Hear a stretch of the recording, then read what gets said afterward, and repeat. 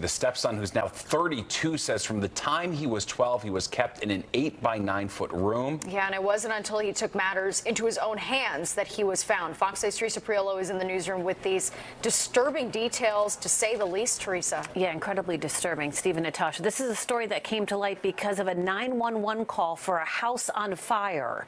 What authorities say they found was a fire set by a man who was held captive inside of his home for 2 decades. We want to warn you, the story and the details of it are difficult to hear. The man says he intentionally set that fire because he wanted his freedom. He's 32 years old. He weighs just 68 pounds. Waterbury, Connecticut police say he was so emaciated that his body resembled that of a patient with advanced cancer. The man was trapped inside of his home, he says, drinking from the toilet to stay hydrated. He was held inside of a room that had multiple locks on the outside of the door.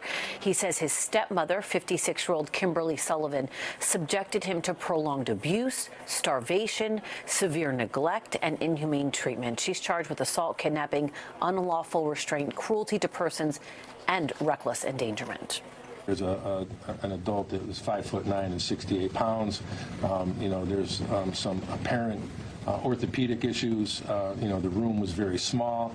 Honestly, when I read about it and talk to the investigators and overlook the interviews, it was worse than the conditions of a jail cell. Yeah, let that sink in. The victim claims his stepmother and another person found him after he lit that fire, and they tried to wash his face to clean him up before firefighters arrived. They also said they tried to remove a bolt lock from the door frame. So the last time this man really interacted with the outside world was when he was in grade school, but he stopped going to school in 4th grade when family services started asking questions. The last time police were in this home was last April. The stepmother's attorney says these charges are outlandish. What we have right now are allegations. And yes, sometimes allegations look bad, but that's why we have a process. And that's why we have a defense. And we intend to mount one in this case. And we intend to push back on all the allegations that have been made against her.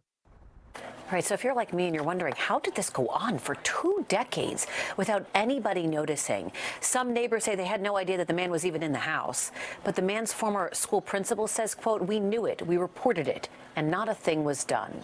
Steve, back to you. Wow, lots to still figure out how that all took place for so long, allegedly. All right, Teresa, thanks so much.